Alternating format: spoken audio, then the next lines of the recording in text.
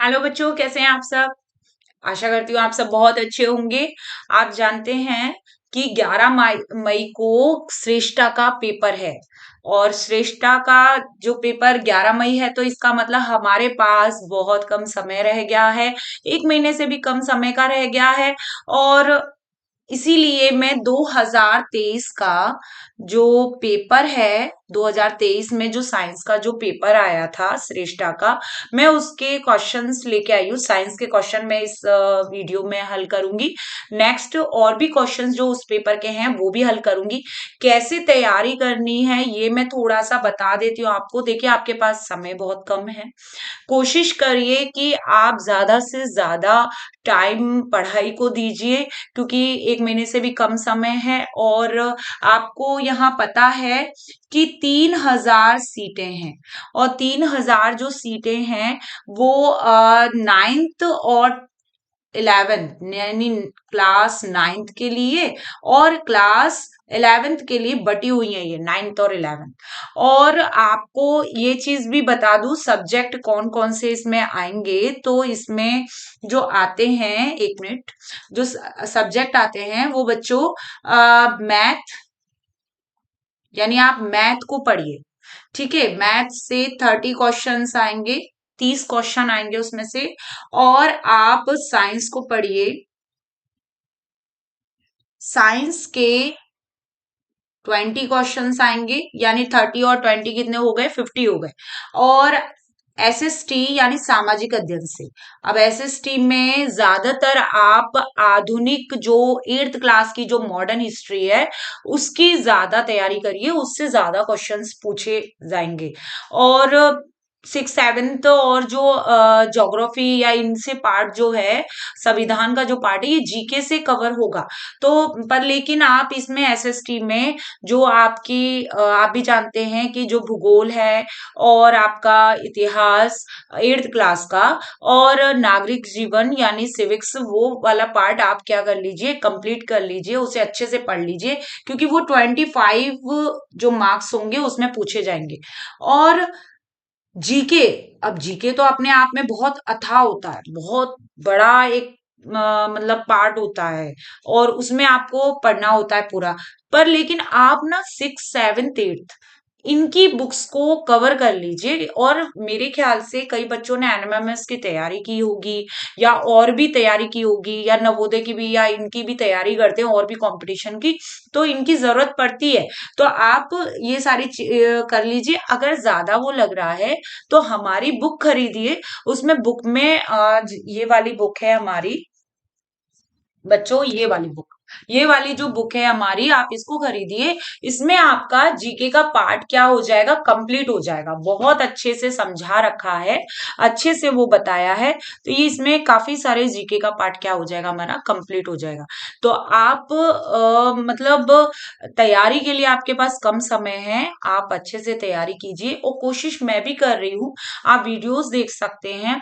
गणित हमारे उस पे जो हम टीम ने चालू की है, उनका अलग चैनल है गुरुजी पाठशाला करके, उनमें मैथ कराते हैं सर। और एसएसटी जो है वो भी सामाजिक अध्ययन वाला पार्ट है, वो हमारे अमित सर करते हैं, उनका भी चैनल है। तो ये मतलब चैनल जो है उसमें मैं लिंक आपको भेज दूंगी, मतलब डिस्क्रिप्शन में डाल दूंगी, या कमेंट में भी पिन करके डाल दूंगी कि हमारा व्हाट्सएप चैनल का।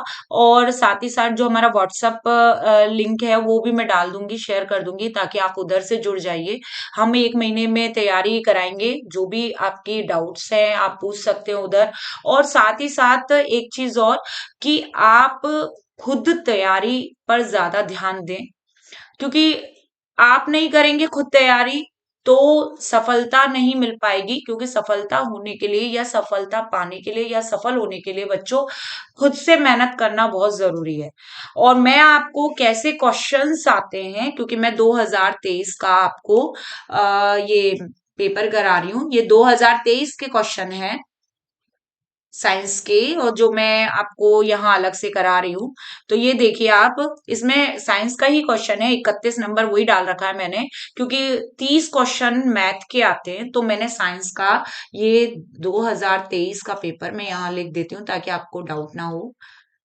ये 2023 का है और मैं ये क्वेश्चंस हैं जो मैं आपको करा रही हूँ और इस तरीके के क्वेश्चन आएंगे। तो आप देखेंगे कि ज्यादा टफ क्वेश्चन नहीं है, सरल ही है, जो आपने पढ़ा है उसी से रिलेटेड है, 6th 7th 8th में जो आप पढ़ के आए हैं उसी से रिलेटेड है, ज्यादा ऐसा वो नहीं है। और खासकर 8th की बुक्स का और एनसीईआरटी पैटर्न पर है, यानी कि ऐसा नहीं है, एनसीईआरटी की जो बुक्स है ना, बुक 8th क्लास की उसके पैटर्न पर है।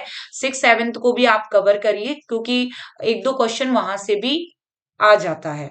और जनरल जीके में तो आएगा ही आएगा, जीके वाले पार्ट में तो कहीं से भी आ सकता है। अब देखिए यहाँ पे जैसे फर्स्ट क्वेश्चन है इसमें, अल्ट्रासाउंड उपकरण आवृत्ति पर कार्य करता है, तो किस प्रकार की आवृत्ति पर कार्य करता है। अब बात करें, ये जो आया है ये प्रश्न, ये ध्वनि से आया है बच्चों, कहाँ से आया है, ध्वनि से। और ध्वनि जो आप भी जानते हो तरंग के रूप में चलती है, प्रकाश भी तरंग के रूप में चलता है और ध्वनि भी तरंग के रूप में चलते हैं। अगर ध्वनि की बात करें हम, तो ध्वनि के लिए किसकी जरूरत होती है, माध्यम की जरूरत होती है। प्रकाश के लिए माध्यम की जरूरत नहीं होती है, पर लेकिन ध्वनि के लिए माध्यम की जरूरत होती है। और जो ध्वनि है वो कैसी तरंग है, तो तरंग तो दो प्रकार की होती है, मैं यहाँ पे आपको थोड़ा सा समझा देती हूँ। जो तरंग होती है वो बच्चों, वो दो प्रकार की होती है। एक होती है अनुप्रस्थ तरंग और एक होती है अनुदैर्घ्य तरंग। एक अनुप्रस्थ तरंग और एक होती है अनुदैर्घ्य तरंग। और जो अनुदैर्घ्य तरंग है जो आपकी, वो ये यांत्रिक तरंग, मैं यहाँ पे यांत्रिक तरंग लिख देती हूँ कि यांत्रिक तरंग दो प्रकार की होती हैं, अनुप्रस्थ और अनुदैर्घ्य। तो जो तरंग होती है अनुदैर्घ्य प्रकार की, वो तरंग क्या होती है, ध्वनि की, वो तरंग क्या होती है, ध्वनि की। तो आप इतनी चीजें समझ गए होंगे कि ध्वनि की तरंग होती है। और ये आवृत्ति, क्योंकि कंपन करती है कोई वस्तु, तो उसमें आवृत्ति उत्पन्न होती है कंपन करने से। और कंपन करने से जो आवृत्ति उत्पन्न होती है, और वो आवृत्ति जो होती है वो हम तीन तरीके से देख सकते हैं ध्वनि में। देखिए मैं यहाँ पे आपको समझा देती हूँ कि आवृत्ति के मतलब सुनने के आधार पे, जो हमें सुनाई दे उसके आधार पे। और आवृत्ति का जो मात्रक होता है वो हर्ट्ज होता है, हर्ट्ज। तो हर्ट्ज में हम क्या है आवृत्ति को, देखिए यहाँ पे जस्ट मिनट, इसको थोड़ा सा, हाँ, क्योंकि यहाँ पे हर्ट्ज में होती है। और ये आप यहाँ पे अगर हम बोलें कि जो हमें सुनाई देती है उसको श्रव्य ध्वनि कहते हैं, और जो हमें सुनाई नहीं देती है उसे अपश्रव्य ध्वनि कहते हैं, अपश्रव्य। और जो ध्वनि मतलब ज्यादा होती है, ज्यादा क्षमता की, उसे पराश्रव्य ध्वनि कहते हैं। अब मैं यहाँ पे आपको समझाती हूँ इसमें कि श्रव्य ध्वनि वो होंगी जो 20 हर्ट्ज तक होती है, ठीक है। यानी हम 20 से 20,000, ये 20 से 20,000 हर्ट्ज तक होती है। जो 20 से 20,000 हर्ट्ज तक होती है ध्वनि, उसको श्रव्य ध्वनि कहते हैं। उसको क्या कहते हैं बच्चों, श्रव्य ध्वनि, ठीक है। और वो हमें सुनाई देती है। और अपश्रव्य ध्वनि जो होती है वो क्या हो जाएंगी, 20 हर्ट्ज से, मैं यहाँ पे हर्ट्ज लगा देती हूँ, 20 हर्ट्ज से कम, कम की होगी। आपको समझ में आ रहा है, कम की ध्वनि होगी, यानी 20 हर्ट्ज से कम की होगी ये ध्वनि। और पराश्रव्य ध्वनि, अभी आपको मैं यहाँ पे बता देती हूँ कि पराश्रव्य ध्वनि जो होगी वो कौन सी होगी। तो पराश्रव्य जो ध्वनि होगी वो 20,000 हर्ट्ज से अधिक, 20,000 हर्ट्ज से क्या होगी, अधिक, अधिक वाली ध्वनि होगी। तो आपको ये चीज समझ में आ गई होगी कि ध्वनि कितने आवृत्ति के आधार पे, यानी उसकी आवृत्ति के आधार पे वो तीन प्रकार से होती हैं। जो हमें सुनाई देती है वो 20 हर्ट्ज से 20,000 हर्ट्ज तक होती है।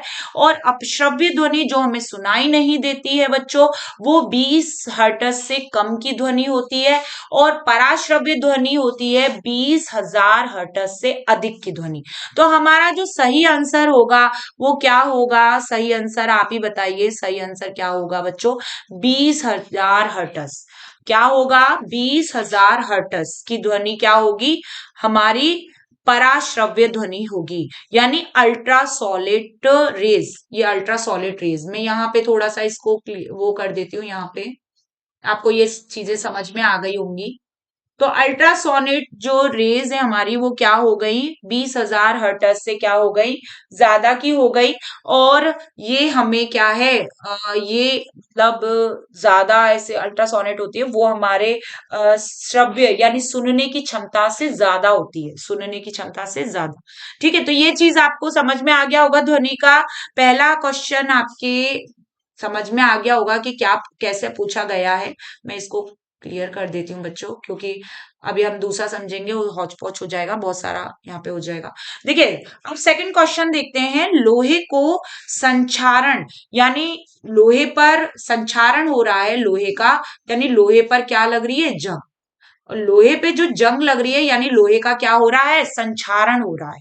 और ये जंग कब लगती है, जब लोहा नमी नमी को पकड़ लेता है, यानी कि वायु की जो नमी होती है, जलवाष्प होती है वायु में, वो जो नमी होती है उसको पकड़ने से, या पानी में रख दो आप लोहे को तो भी क्या हो जाएगा, लोहा जंग पकड़ लेगा। यानी कि जो पानी और जल जल का जो ऑक्सीजन होता है, ऑक्सीजन, इस बात को ध्यान रखना, ऑक्सीजन से क्रिया कर लेता है।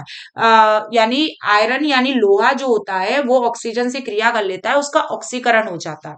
ऑक्सीकरण यानी ऑक्सीजन से जुड़ जाता है, तो ऑक्सीकरण हो जाता है और उस पर जंग लग जाती है, उसका संक्षारण हो जाता है। तो कौन सी धातु का हम क्या करें, उस पे निक्षेपण करें या लेप करें, कौन सी धातु का लेप करें कि उसका संक्षारण क्या हो जाए, सुरक्षित हो जाए, उस पे जंग ना लगे। तो कौन सा हो जाएगा, जस्ता, जिंक। जिंक जो होगा वो क्या होगा, जिस पर जंग नहीं लगे। बच्चों, आपको ये चीज समझ में आ गई होगी।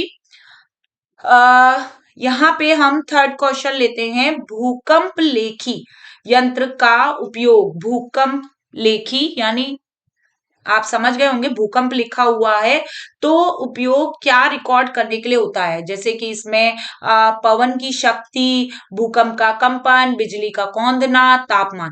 तो आपको यहाँ पता होगा कि इसका सही जो आंसर होगा वो क्या होगा, भूकंप, क्योंकि वो लिखा हुआ है ऑलरेडी, भूकंप लेखी यंत्र। तो भूकंप मापने वाला, भूकंप के क्या मापेगा, कंपन। तो हमारा जो आंसर होगा वो सेकंड होगा। और ये भूकंप को मापने वाला यंत्र है, इसको सिस्मोमीटर कहते हैं। सिस्मोमीटर, सिस्मोमीटर क्या करेगा, भूकंप को मापता है, भूकंप की जो तरंगे होती हैं उनको मापने का काम करता है। और पवन की शक्ति इसमें लिखा हुआ है, पवन वेग, तो मैं यहाँ पे आपको बता देती हूँ, पवन शक्ति यानी पवन वेग को, पवन वेग मापी से मापते हैं। और पवन वेग मापी कभी कभी इंग्लिश मतलब हिंदी की जगह पे इंग्लिश ऐसे लिखा आ जाता है, एनीमोमीटर। इसको इंग्लिश में क्या बोलेंगे, एनीमोमीटर। जो पवन वेग मापी होता है उसको इंग्लिश में एनीमोमीटर बोलते हैं बच्चों, ऐसे भी लिखा आ जाता है। और ऐसे लिखा आ जाता है, फिर बच्चे कंफ्यूज हो जाते हैं कि भाई, और ये इसी तरीके से सिस्मोमीटर भी लिखा आ सकता है, जरूरी नहीं है कि भूकंप मापी यंत्र लिखा है, भूकंप मापी यंत्र नहीं लिखा आएगा या भूकंप लेखी यंत्र नहीं लिखा आएगा। अब तो ये भूकंप लेखी यंत्र लिखा हुआ है, भूकंप मापी यंत्र लिखा हुआ है, पर लेकिन उससे आप पहचान रहे हो कि भूकंप से भूकंप को जोड़ लिया, पर लेकिन इंग्लिश में भी लिखा आ सकता है सिस्मोमीटर, तो आपको ये ध्यान रखना है। और एनीमोमीटर, इसका भी ध्यान रखना है कि पवन वेगी मापी। और बिजली का कौंधना यानी बिजली, अब बिजली अब वही है कि वातावरण में जो कण होते हैं, जो कौंधना होता है, मैं इसमें बता देती हूँ, ये जो इसमें इसके बारे में थोड़ा सा, कि हमने वो पढ़ा है विद्युत का, स्थिर विद्युत पढ़ा है। और आपने कुछ ऐसे प्रयोग भी किए होंगे घर, मतलब अपने उसमें, कि आप एक स्केल यानी कि फुटा ले लेते हैं और उसे बालों से घिसते हैं, और फिर बाद में शार्प जो पेंसिल वेंसिल के छिलके होते हैं या कागज के टुकड़े होते हैं उनको चिपकाते हैं। इस तरीके से आपने प्रयोग किया होगा। अगर आपने किया है तो मुझे कमेंट में करके मतलब बताएं, कमेंट करें, बताएं कि आपने ये किया है कि नहीं किया है। तो वो कुछ कारण जो होता है कि उस पर क्या हो गए, वो आयनित हो गए। ऐसे ही बिजली जब कौंधती है तो वो विद्युत के, स्थिर विद्युत के नियम पर आधारित होती है कि वहां पे जो आप बादल होते हैं, जो बादल बच्चों हवा होती है और उसमें धूल के कण होते हैं। अब धूल के कण में क्या है, हवा है और हवा में धूल के कण है, और इन धूल के कणों के बीच में पानी का कण है। आप इस बात को समझिए, जो मैं यहाँ पे ये बता देती हूँ आपको, जो पानी का कण है वो इन दो धूल के कणों के बीच में है। अब धूल के बीच में, इन कणों के बीच में है दो धूल के। अब क्या होता है, जैसे ही हवा हवा और ये धूल के कण, जब हवा और धूल के कण होते हैं, जब हवा के बीच और धूल के कण, तो क्या होता है, इनके घर्षण से, जब घर्षण होता है इनके बीच में, क्या होता है, हवा और धूल के कणों के बीच में घर्षण हुआ, और घर्षण के फलस्वरूप ये आयनित हो जाते हैं। क्या हो जाते हैं, आयनित। और आयनित हो जाते हैं, फिर इनमें इनमें से जब पानी गुजरता है, या पानी जब वो होता है, तो क्या होता है, ये सॉरी इसमें से सॉरी मैं यहाँ पे आपको हवा बोल दिया। आप इसको समझिए कि जो, मैं एक बार और समझाती हूँ इसको दोबारा से। देखिए यहाँ पे इस तरीके से, जो धूल के जो कण होते हैं और धूल के कण के बीच में ये पानी होता है, तो ये पानी जो होता है, वो पानी क्या होता है, इनके घर्षण से ये आयनित हो जाते हैं। ये क्या हो जाते हैं, आयनित हो जाते हैं। और आयनित होने के बाद क्या होता है, इनमें से हवा गुजरती है। हवा गुजरती है तो वो भी उस आयन से क्या होता है, आयनित होती है, वो भी आयनित होती है। अब आयनित होती है घर्षण से, तो उससे क्या होता है, बिजली कौंधती है। यही बिजली कौंधने का है। जैसे हवा इधर से गुजरी तो उधर दिखाई देगी, इधर से गुजरी तो इधर दिखाई देगी। ये विद्युत के, स्थिर विद्युत के नियम पर आधारित है। आप समझ गए ना। यहाँ पे क्या होता है, धूल के कण, जो हवा है वो पानी पानी से क्या है, उनमें आयन उत्पन्न हो गए और उनके घर्षण से, और उससे बिजली चमकी। और ये बिजली कौंधना समझा दिया, पर लेकिन मैं यहाँ पे आपको प्रकाश के बारे में बता देती हूँ, क्योंकि हम प्रकाश की तीव्रता किससे नापते हैं। तो प्रकाश की तीव्रता या चमक, भाई प्रकाश की जो चमक होती है, जो तीव्रता होती है, उसको लक्स मीटर से नापते हैं। किससे, लक्स मीटर। तो तीव्रता या चमक बोला जाए, मैं यहाँ पे चमक लिख देती हूँ बच्चों, जिसे आप वो नहीं हो, तो उसको लक्स मीटर से नापते हैं। तो ये भी आपके, देखिए आपने काफी सारी चीजों की जानकारी हासिल कर ली। Lux meter. और तापमान को तो थर्मामीटर से नापते हैं, यानी तापमान मापी, जो थर्मामीटर या तापमापी से मापते हैं। बताइए आपको ये तीनों जो मैं क्वेश्चंस कराए हैं आपको, ये अच्छे से समझ में आ गए हैं। कमेंट करके जरूर बताते रहे कि आपको कैसे मतलब अच्छे से समझ में आ गए हैं कि नहीं, क्योंकि ये लाइव का क्लास तो है नहीं, ये रिकॉर्डेड है, तो मैं बाद में सभी के कमेंट जरूर पढ़ूंगी। नेक्स्ट पे आते हैं अपना। नेक्स्ट क्वेश्चन जो है, निम्नलिखित में से किसके द्वारा अग्नि की लपट उत्पन्न होती है। तो उत्पन्न नहीं होती है। क्वेश्चन है, अग्नि की लपट उत्पन्न नहीं होती है। तो मैं आपको यहाँ बता दूं, काठ कोयला इसका आंसर है।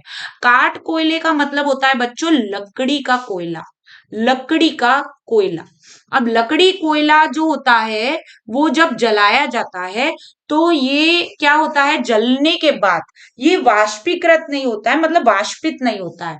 जलता है जब लकड़ी का कोयला, वो सॉरी लकड़ी जब जलती है, लकड़ी का कोयला जब जलता है, तो ये वाष्पित नहीं होता है। और जब वाष्पित नहीं होगा, ये वाष्पित नहीं होता है, तो ये क्या है, ये जलता नहीं है, मतलब अग्नि उत्पन्न नहीं करेगा, ये चमक उत्पन्न करेगा। क्या करेगा, चमक। आपने देखा होगा, ये चमक, धुएं के बाद, इसके बाद ये चमकते हैं, एकदम रोशनी सी देते हैं।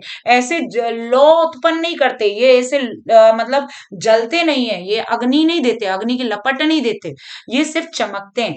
तो चमकते हैं, उसी से उष्मा यानी हीट मिलती है। तो ये आपको समझ में आ गया होगा कि काठ कोयला क्यों है। पर लेकिन अगर बोले यहाँ पे मिट्टी का तेल, पिघली हुई मोम, और देखिए ये आंसर नहीं हो सकता। पिघली हुई मोम और काठ का कोयला, काठ का कोयला जरूर है इसमें थर्ड में ऑप्शन में, पर लेकिन नहीं हो सकता क्योंकि पिघली हुई मोम लिखी हुई है इसके साथ। मिट्टी का तेल है इसमें, देखो इसमें भी काठ का कोयला लिखा हुआ है, मिट्टी का तेल लिखा हुआ है। तो मैं यहाँ पे मिट्टी का तेल और पिघली हुई मोम का बता दूं, तो ये जो पदार्थ होता है मिट्टी का तेल, वो जलने पर क्या हो जाता है, वाष्पित हो जाता है। इसका पदार्थ कैसा हो जाता है, वाष्पित हो जाता है मिट्टी के तेल का, मिट्टी के तेल का। ठीक है, यहाँ पे आप ध्यान रखें कि मिट्टी का तेल वाष्पित हो जाता है, और वाष्पित होने पर क्या होता है, इसके कण क्या देते हैं, अग्नि की लपट देते हैं यानी ज्वाला उत्पन्न करते हैं। मोम हो गया, पेट्रोल हो गया, मिट्टी का तेल हो गया, ये अग्नि की लपट उत्पन्न करते हैं, तुरंत जल के एकदम अग्नि देते हैं, एकदम जल जाते हैं, एकदम अग्नि। ऐसे ही मोम है, मोम जब पिघलता है तो मोम की जो बाती होती है उससे पिघलता है। यहाँ पे जैसे आप इससे समझिए, मैं दूसरे कलर से अगर आपको समझाऊं यहाँ पे, तो ये यहाँ पे ये मोम है, जैसे ये पिघला हुआ, तो ये क्या होगा, ये भी वाष्पीकृत होगा और उस लौ से, उस रोशनी से क्या देगा, यहाँ पे उजाला देगा यानी लपट देगा, अग्नि की लपट। तो आपको समझ में आ गया होगा, लकड़ी का कोयला नहीं देता है, वो तो चमकता है पर लेकिन ऐसे अग्नि की लपट नहीं देता है, ऐसे मतलब आग नहीं देता है। तो बताइए, ये आपको चीजें समझ में आ गई होगी। नेक्स्ट क्वेश्चन है, निम्नलिखित में से कौन सी प्रजाति लुप्त हो चुकी है, यानी लुप्त होने की बात कर रहे हैं। ये थोड़ा कंफ्यूजन से रिलेटेड क्वेश्चन हो सकता है। देखिए, मेरे को भी इसमें चीजें हैं कि कस्तूरी हिरण है कि द ग्रेट इंडियन बस्टर्ड है। The great Indian bustard, godown, godown जो पक्षी है, द ग्रेट इंडियन बस्टर्ड, ये राजस्थान का राज्य पक्षी है, और ये जो राज्य पक्षी है और ये विलुप्ति के कगार पे है। विलुप्त नहीं हुआ है, पूरी तरीके से विलुप्त नहीं हुआ है, विलुप्ति के कगार पे है। ये अभी भी इसकी इक्का दुक्का, क्योंकि इसका संरक्षण किया जा रहा है। क्या किया जा रहा है, इसका संरक्षण किया जा रहा है, इसको बचाया जा रहा है। बट लेकिन यहाँ पे जो बात की गई है, जो विलुप्त हो गए उनकी बात कर रहे हैं, लुप्त होने की कगार पे, या तो आप इसमें वो मत करिए। देखिए, कहीं जगह पर इसको राइट माना गया है और कहीं जगह पर इसको, अगर हम मतलब और खोजते हैं और अंदर इसकी जानकारी हासिल करते हैं, जो कस्तूरी हिरण है यानी कस्तूरी मृग, आप भी जानते हैं कि एक ऐसा हिरण जिसके नाभि में या पेट में क्या है, कस्तूरी है, स्मेल आती है, और वो इसी से भ्रमित रहता है कि मतलब जो सुगंध कहाँ से आ रही है, वो भ्रमित रहता है, वो कस्तूरी ढूंढता रहता है, मतलब भ्रमित रहता है। तो इस तरीके से जो कस्तूरी हिरण है वो भी क्या है, लुप्त होने की, जैसे एक सिंग वाला जो एक सिंग वाला जो गैंडा है वो भी लुप्त के उस पे, तेंदुआ, और नीलगिरी लंगूर, नीलगिरी जो पहाड़ियां थी उसमें जो लंगूर पाए जाते थे वो, ये मतलब लुप्त हो चुके। लुप्त का मतलब यहाँ पे वो विलुप्त होने वाली प्रजातियां। तो विलुप्त या लुप्त प्रजातियां वो होती हैं जिनका संरक्षण नहीं किया गया है, जिनको बचाया नहीं गया है, वो लुप्त प्रजातियां होती है, विलुप्त हो गई है, जिनका संरक्षण नहीं कर पाए हैं, जिनको बचाया नहीं गया है। इसका संरक्षण किया जा रहा है, द ग्रेट इंडियन बस्टर्ड का बचाया जा रहा है। भैया, अब राजस्थान का राज्य पक्षी है, बचना चाहिए, देखने में सुंदर है बहुत है, पर लेकिन ये एक संकटग्रस्त प्रजाति है, मतलब विलुप्ति के कगार पर है। तो दोनों में से आप देख सकते हैं कि कहीं पे इसको सही माना गया, राइट, और किसी को, तो आपको मैंने इसका बता दिया है। ठीक है, तो आप इसमें समझ गए होंगे। नेक्स्ट पे आते हैं 36 पे।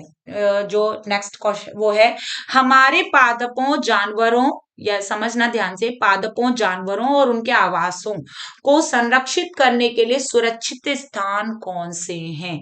तो वन्य प्राणी अभ्यारण्य, ये भी सही है बच्चों, इधर भी संरक्षित करते हैं, राष्ट्रीय उद्यान में भी संरक्षित करते हैं, और जैव मंडल निचय में भी संचित करते हैं।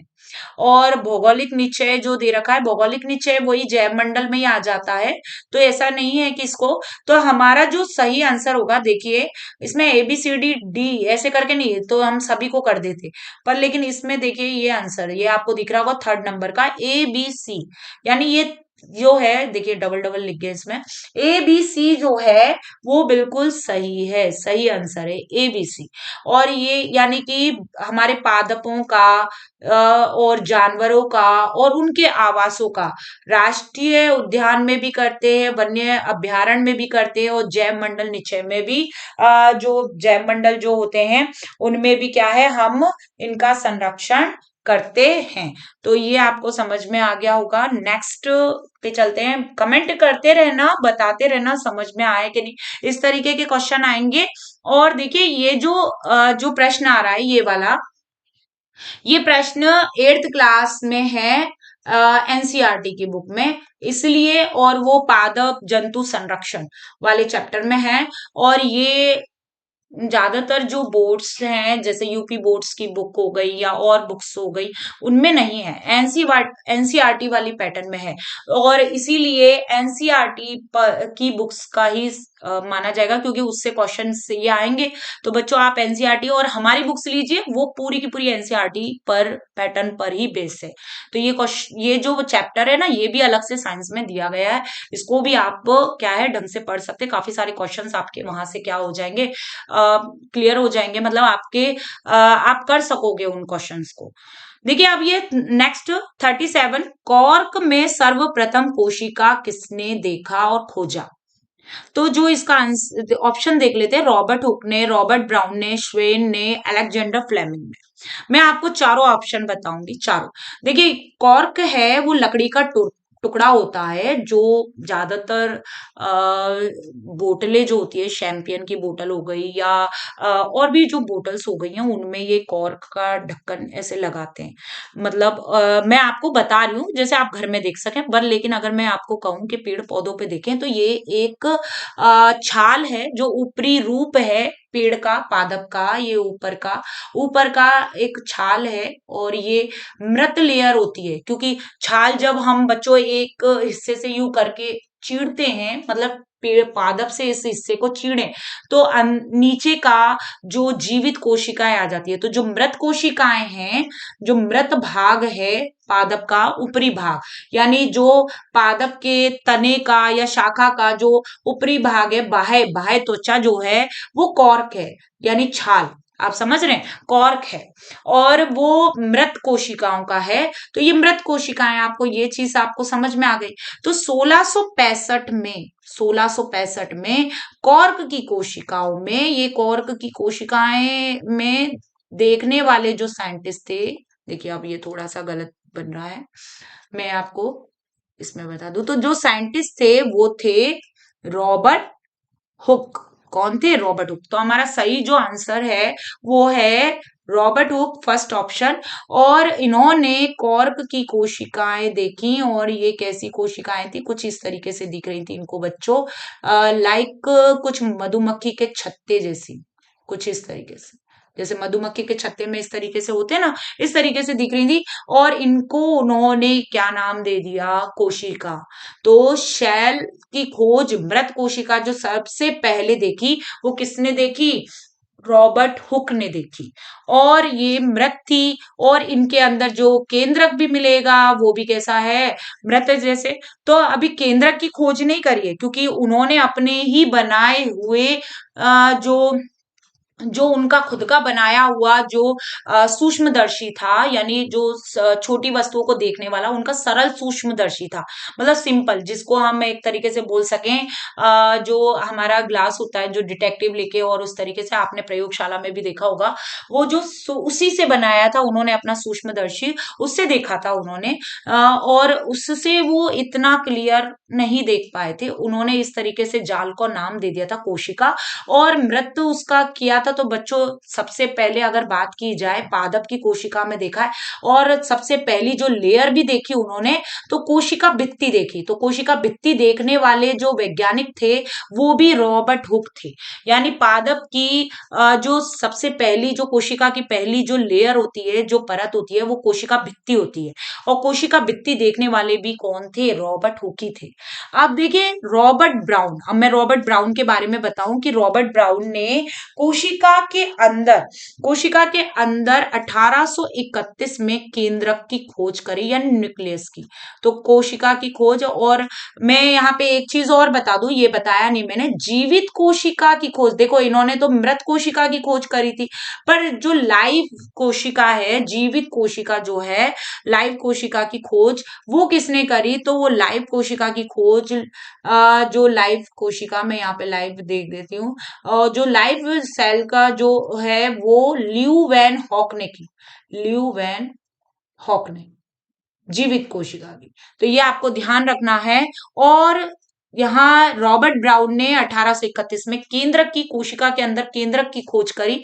और स्वेन स्वेन ने क्या किया? तो स्वेन और स्लाइडेन, दो साइंटिस्ट थे, स्वेन और स्लाइडेन। उन्होंने 1939 में, ठीक है, 1939 में कोशिका सिद्धांत दिया था।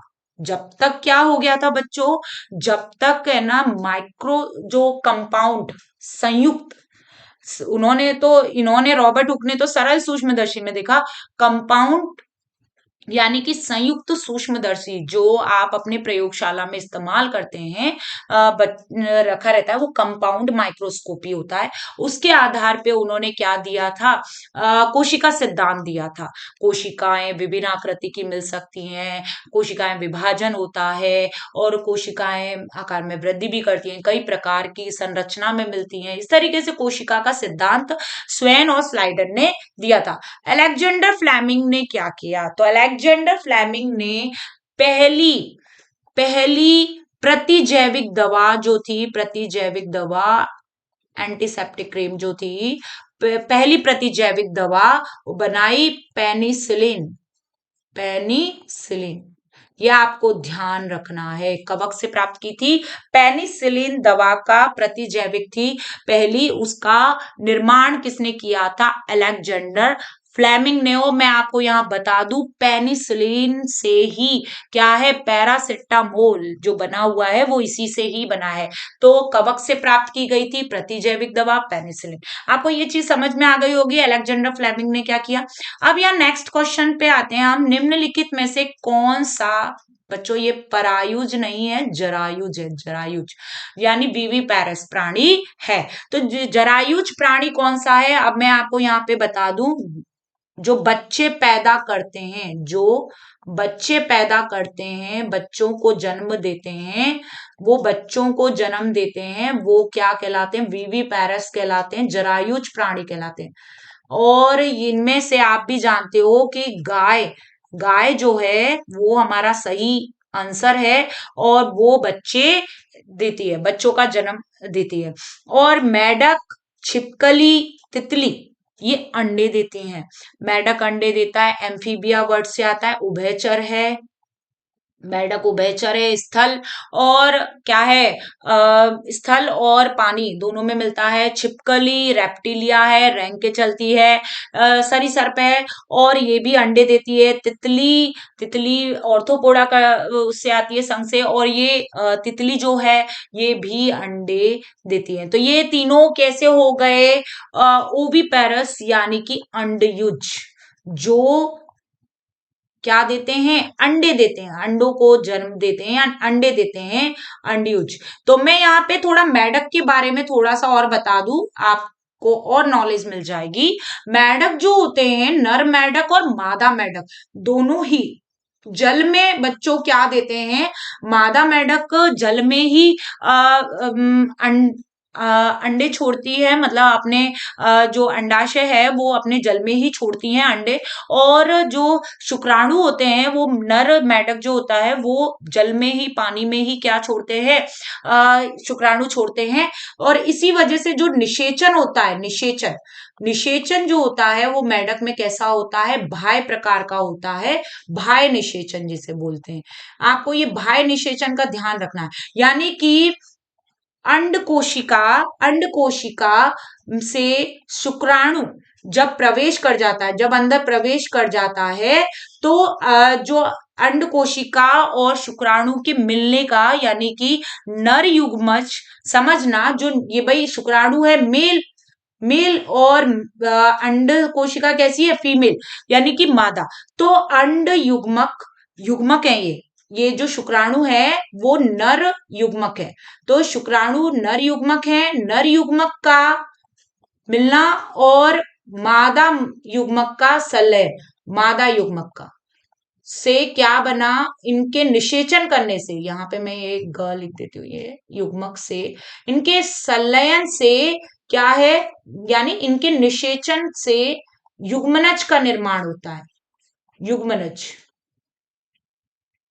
ठीक है, तो ये क्रिया आपको बता दी है मैंने। निषेचन भी क्या होता है, नर युग्मक और मादा युग्मक का संलयन। और ये जो मेढक में होता है वो कैसा निषेचन होता है, बाह्य प्रकार का निषेचन होता है। और जब अंडे का निर्माण, अंडे देते हैं, ये भी आपको समझ में आ गया है, पानी में अंडे देते हैं। अब यहाँ पे बात होती है वृषण की। अगर आप बोले यहाँ पे तो बच्चों छिपकली की बात मैं यहाँ पे बता देती हूँ। आंतरिक निषेचन होता है, अंदर, शरीर के अंदर होने वाला निषेचन। तितली में भी आंतरिक निषेचन, गाय में भी आंतरिक निषेचन होता है। शरीर के अंदर होने वाला निषेचन ये शरीर के बाहर हो रहा है। मेढक में कहाँ हो रहा है, शरीर के बाहर हो रहा है, यानी जल में ये क्रिया हो रही है निषेचन की, इसलिए वो बाह्य निषेचन है। और जरायुज आपको समझ में आ गया होगा, गाय जरायुज प्राणी है और बाकी सब कैसे हैं, अंडयुज प्राणी है। अब बात यहाँ नेक्स्ट पर आते हैं। नेक्स्ट क्वेश्चन जो है, वृषण द्वारा स्त्रावित होने वाला हार्मोन, यानी वृषण से कौन से हार्मोन स्त्रावित होते हैं। तो थायरॉक्सिन हार्मोन, एस्ट्रोजन, टेस्टोस्टेरोन और इंसुलिन, ये ऑप्शन है। मैं आपको बता देती हूँ यहाँ पे टेस्टोस्टेरोन ये है सही आंसर 39 का। टेस्टोस्टेरोन हार्मोन को नर हार्मोन कहते हैं और यह इसकी मात्रा सबसे ज्यादा नर में निकलती है, इस वजह से इसको नर हार्मोन बोलते हैं। और ये वृषण से निकलते हैं, वृषण नर में पाए जाते हैं, इसलिए वृषण द्वारा स्रावित हार्मोन है। अब यहाँ पे मैं इन तीनों के बारे में भी बता देती हूँ, थायरॉक्सिन और इनके बारे में भी, कि ये किस तरीके से। तो देखिए, थायरॉक्सिन हार्मोन थायराइड ग्रंथि से निकलता है, थायराइड ग्रंथि से, थायराइड ग्रंथि से। और एस्ट्रोजन, एस्ट्रोजन का ध्यान रखिए, एस्ट्रोजन हार्मोन जो है इसको मादा हार्मोन बोलते हैं।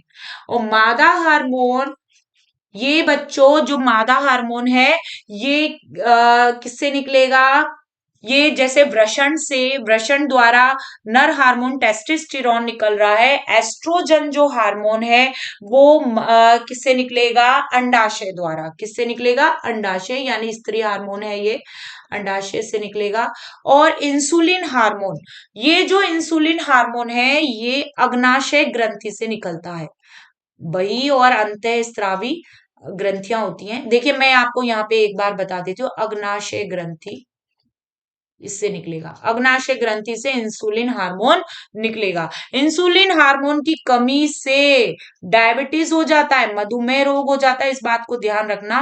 मैं यहाँ पे डायबिटीज, डायबिटीज रोग जो होता है वो किसकी वजह से होता है, इंसुलिन हार्मोन की कमी से। यानी कि अगर ये ग्लूकोज का, हमारे रक्त में ग्लूकोज का नियंत्रण करता है, ठीक है, तो ये हार्मोन जो निकलता है, और ये हार्मोन्स निकल रहे हैं, ये देखिए thyroxine hormone, oestrogen hormone, testosterone hormone, insulin hormone जो निकल रहे हैं इन ग्रंथियों से, इन सभी ग्रंथियों को अंतःस्रावी ग्रंथियां कहते हैं। क्या बोलते हैं, अंतःस्रावी ग्रंथियां, अंतःस्रावी ग्रंथियां जो हार्मोन से स्रावित करती हैं ग्रंथियां, वो क्या कहलाती हैं, अंतःस्रावी ग्रंथियां कहलाती हैं। और बच्चों एक चीज और थोड़ा सा ध्यान रखना, जो अग्नाशय ग्रंथि है वो आपको बही प्रकार की और अंतः दोनों प्रकार की मिलेंगी।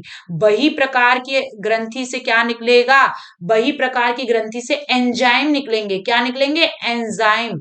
और अंतःस्रावी ग्रंथि से क्या निकलेंगे, हार्मोन्स निकलेंगे। इस बात को थोड़ा सा आपको ध्यान रखना है कि अंतःस्रावी ग्रंथि से हार्मोन्स निकलेंगे और बहिस्रावी ग्रंथियों से क्या निकलेंगे, एंजाइम।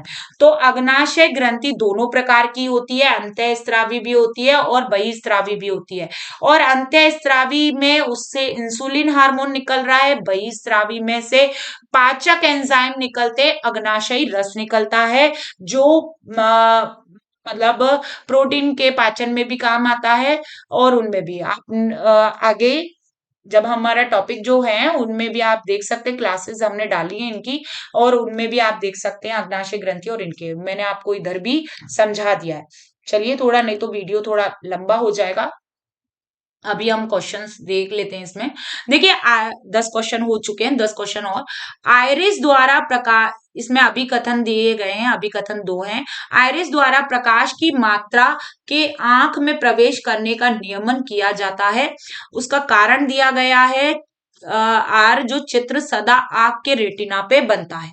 अब इसमें पूछा गया है, ये पूछा गया है अरे इसमें पूछने वाला मैंने लिखा नहीं है, अधूरा है ये क्वेश्चन। इसमें ये पूछा गया है, देखिए मैं आपको बता देती हूँ। जैसे इसमें पहले ऑप्शन पढ़ते हैं हम, ऑप्शन, क्वेश्चन पूरा है, ये पूरा है।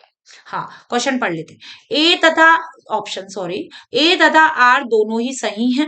आर ए की सही व्याख्या है। पहला तो ये बोला गया है, यानी क्योंकि अभिकथन ए दे रखा है, आइरिस द्वारा प्रकाश की मात्रा के आंख में प्रवेश करने का नियमन किया जाता है, और ए तथा आर दोनों ही सही है, पर लेकिन आर ए की सही व्याख्या नहीं है। ए सही है, नहीं सही नहीं है, किंतु आर सही है। और इसमें एक और चीज दी गई है, ये कि ए सही है किंतु आर सही नहीं है। तो मैं यहाँ पे आपको बता देती हूँ कि इसका जो सही आंसर है वो सेकंड वाला है, सेकंड वाला। ए तथा आर दोनों ही सही, दोनों ही सही है, पर लेकिन आर ए की सही व्याख्या नहीं करता है। देखो बच्चों, जैसे आंख है, ये आंख,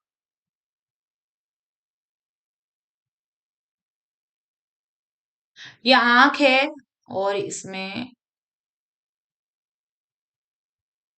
थोड़ा सा मैं चित्र को ऐसे ही बना रही हूँ, आप थोड़ा सा इस तरीके से देख लो।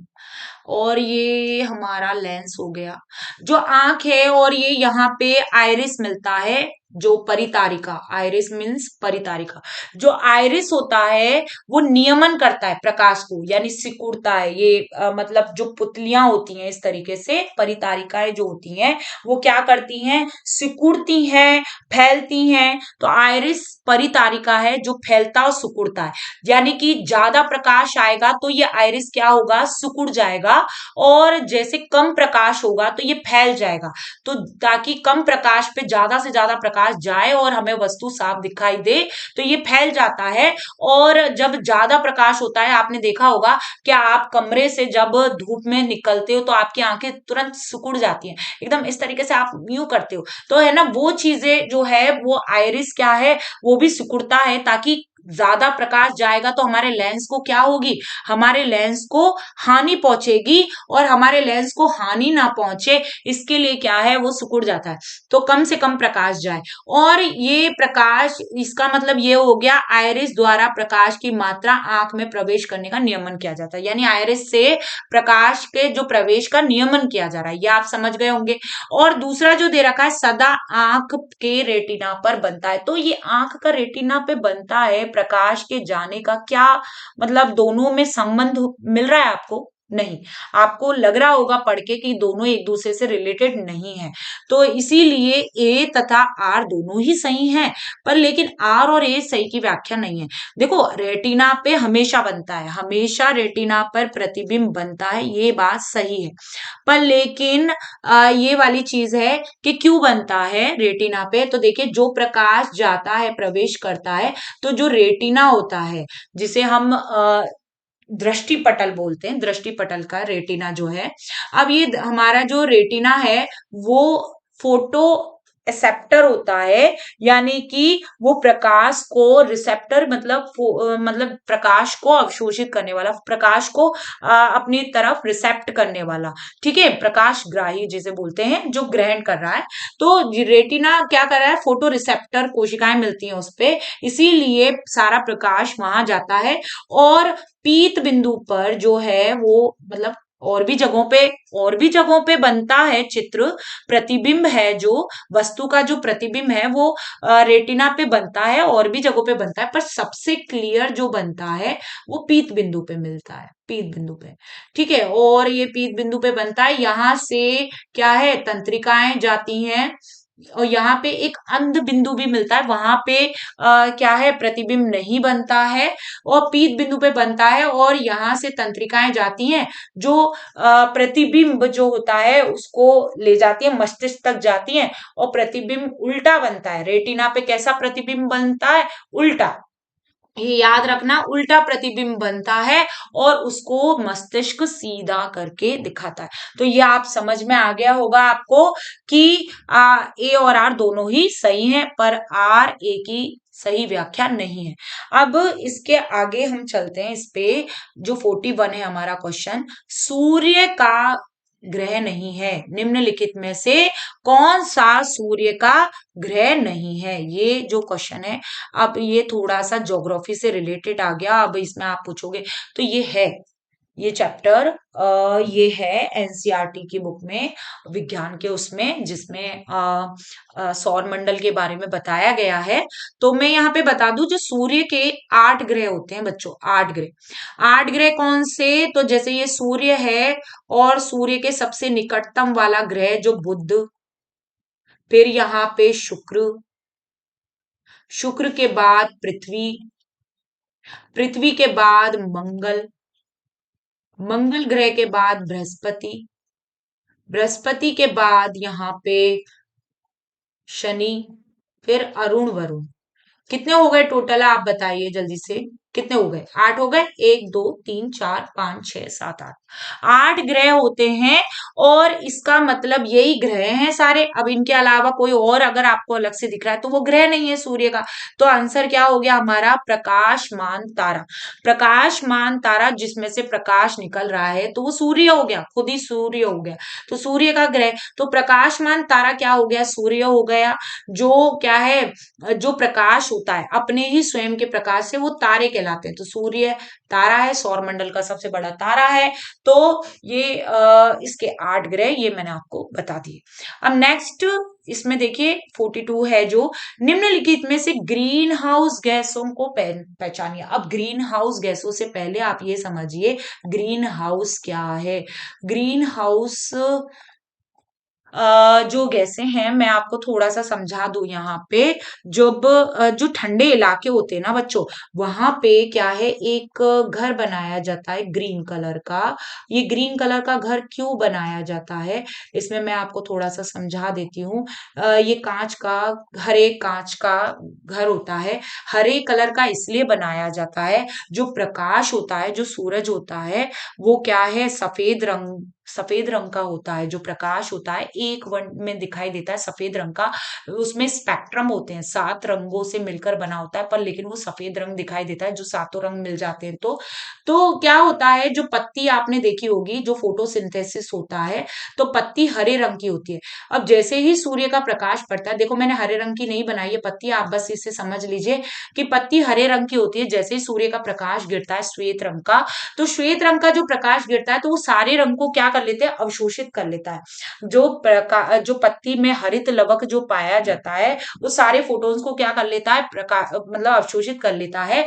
उससे जो प्रकटित होता है, जो कलर, क्योंकि सेम कलर एक दूसरे को प्रतिकर्षित करेंगे, तो वो प्रकीर्णित होता है, मतलब जाता है वापस लौट के। परावर्तित जो होता है, जो कलर परावर्तित, तो ये समझो परावर्तित जो कलर होता है उससे, वो होता है हरे कलर का, हरे रंग का जो परावर्तित। यानी कि प्रकाश संश्लेषण की विधि में प्रकाश जो श्वेत रंग का है, उसके स्पेक्ट्रम में हरे रंग की जरूरत नहीं होती है। हरे रंग की, हरित लवक को, जो क्लोरोफिल है, जो उसमें हरे रंग का जो वर्णक पाया जा रहा है, उसे कौन से रंग की आवश्यकता नहीं है, हरे रंग की आवश्यकता नहीं है प्रकाश में उपस्थित। इसलिए हरे रंग का क्या कर दिया जाता है, परावर्तन कर दिया जाता है।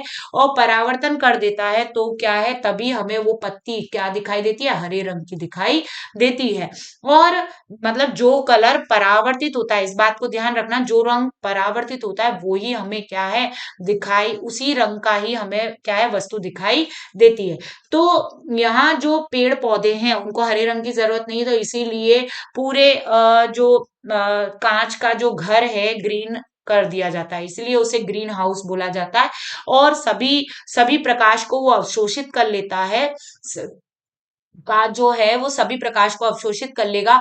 सिर्फ हरे रंग का क्या कर देगा, परावर्तन कर देगा, जो पेड़ पौधों को जरूरत नहीं है, और बाकी प्रकाश को अंदर आने देगा। तो आपको ये चीज समझ में आ गई होगी। और इससे क्या होता है, इससे क्या होता है, क्योंकि ठंडे इलाकों में, सर्दी के इलाकों में, क्योंकि वहां सूरज कम निकलता है, तो वातावरण, अंदर का जो वातावरण है पेड़ पौधों के लिए उपयोगी बने, तो वो गर्म हो जाता है। कैसा हो जाता है, गर्म। तो ये गर्म हो जाए, उपयोगी रहे, इसीलिए क्या है, ये कांच के घर बनाए जाते हैं, जिन्हें ग्रीन हाउस कहते हैं।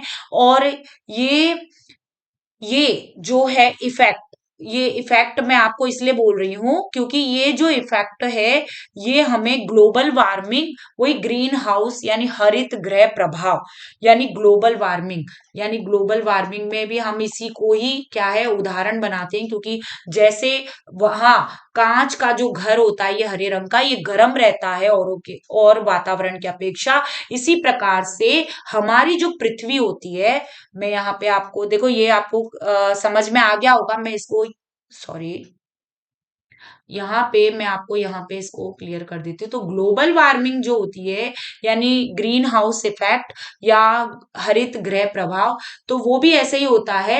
ये जो गैसेस होती हैं, कुछ गैसेस, क्योंकि वातावरण में जो वायुमंडल है, जो पृथ्वी पर वायुमंडल है, वो कई उसमें कई गैसें मिलती हैं, कई सारी गैसेस मिलती हैं।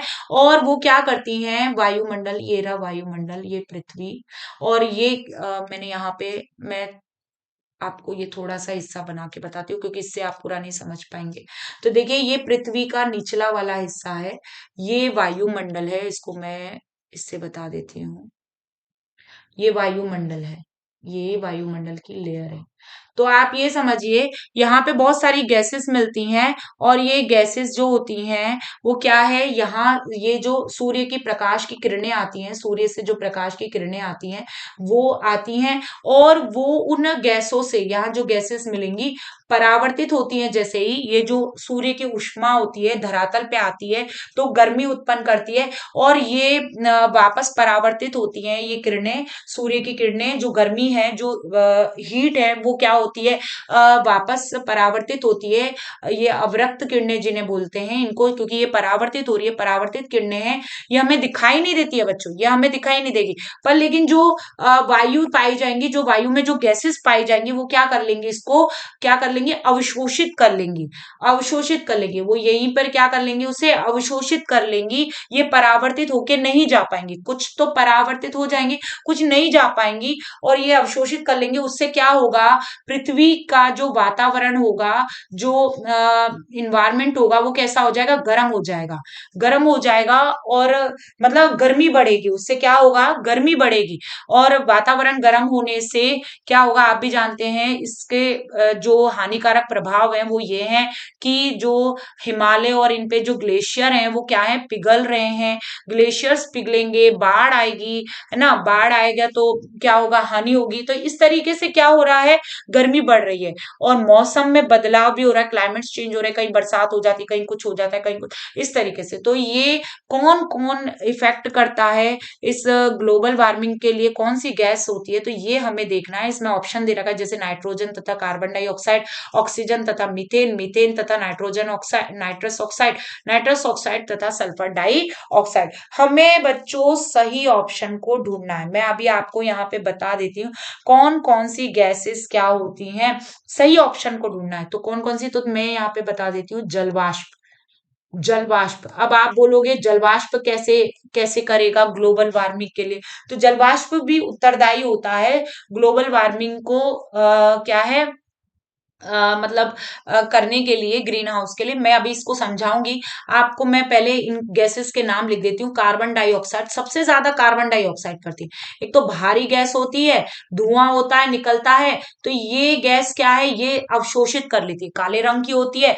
तो सारे प्रकाश को जो भी जा रहा है, आप भी जानते हैं काला रंग क्या करता है, अवशोषित ही करने का काम करता है। तो ये कार्बन डाइऑक्साइड पूरे उसको अवशोषित कर लेती है, प्रकाश को, तो ये ज्यादातर ये इफेक्टेड होता है। तीसरा मीथेन गैस, मीथेन गैस जो निकलती है वो बच्चों, मैं आपको यहाँ पे बता देती हूँ, मीथेन गैस ज्यादातर जैसे इसका कारण बताया गया है, जो पशु होते हैं, जो पशुपालन किया जाता है, जो पशु होते हैं, डोमेस्टिक जो पशु होते हैं, वो जुगाली करते हैं। क्या करते हैं, जुगाली, जो चारा वारा खाते हैं, मुंह चलाते हैं, तो जुगाली करते हैं, और जुगाली करते हैं तो उससे क्या है, गैस निकलती है जिसे मीथेन गैस कहते हैं। तो ये मीथेन गैस भी क्या होती है, ये उसको प्रभावित करती है। और चौथा है नाइट्रस ऑक्साइड। तो नाइट्रस ऑक्साइड क्या करेगी, ये भी N2O, ये नाइट्रस ऑक्साइड है, तो ये भी क्या करेगी, ये भी ग्रीन हाउस को प्रभावित करती है। ओजोन लेयर भी करती है, ओजोन लेयर, भाई वहां का वातावरण कैसा होता है, ओजोन लेयर यानी O3, ये भी करती है। तो मैं इसमें आपको समझाती हूँ कि जलवाष्प कैसे करती है। तो देखो थोड़ा लंबी हो जाएगी क्लास, तो मैं थोड़ा जल्दी जल्दी समझा देती हूँ कि कैसे करती है जलवाष्प। आप इसको समझिए। अरे